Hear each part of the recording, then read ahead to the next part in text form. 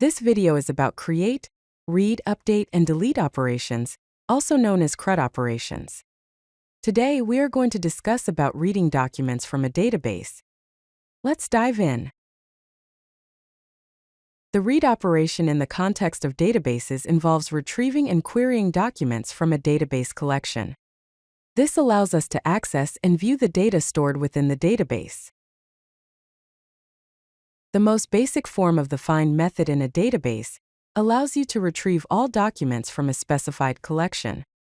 For example, if you want to retrieve all users from a user's collection, you can use the code db.users.find. Similarly, to get all products from a products collection, you would use db.products.find.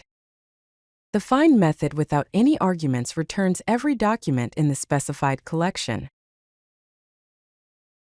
To retrieve specific documents from a collection, you can use the find method with a query filter. This allows you to specify criteria that documents must meet to be included in the results. For instance, if you want to find all users who are 25 years old, you can use the code db.users.find with the query age set to 25.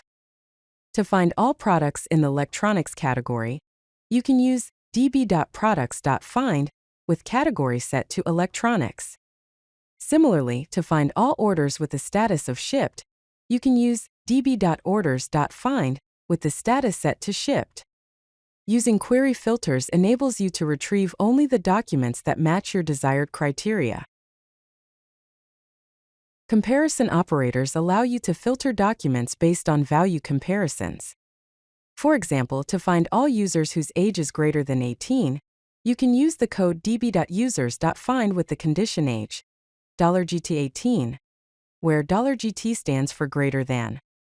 To find all products with a price less than 100, you can use db.products.find with the condition price $LT100, where $LT stands for less than. To find all orders with a status that is not cancelled, you can use db.orders.find with the condition status $NE, cancelled, where $NE stands for not equal.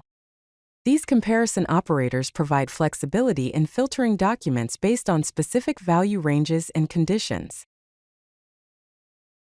Logical operators allow you to combine multiple conditions when querying documents. For example, to find all users who are at least 18 years old and have an active status, you can use the code db.users.find with the $N operator. Inside the $N array, you specify two conditions: age, $GT18, which checks if the age is greater than or equal to 18, and status, active, which checks if the status is active. To find all products that are either in the books category or have a price less than 20, you can use db.products.find with the $, operator. Inside the $, array, you specify two conditions: category, books, and price, $L to 20.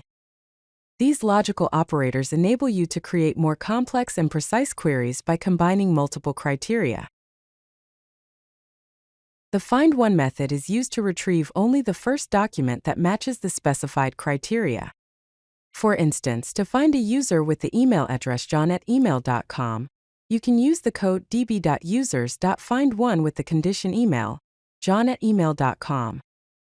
To find a product with a specific object ID, you can use db.products.findOne with the condition _ID, object ID. Similarly, to find an order with the order number 12,345, you can use db.orders.findOne with the condition order number 12,345. The findOne method is useful when you only need to retrieve a single document that matches your criteria, rather than a list of documents. Here is a summary of what we have learned. The basic find method retrieves all documents from a collection. Query filters enable the selection of specific documents based on defined criteria. Comparison operators like $GT, $LT, and $N are used to filter documents by comparing values. Logical operators such as $N and $OR combine multiple conditions for more complex queries. Lastly, the findOne method returns only a single matching document. Understanding and utilizing these query methods will greatly enhance your ability to efficiently retrieve data from your database. If you like this video, hit that like button and don't forget to subscribe. Visit CodeLucky.com for more such useful content.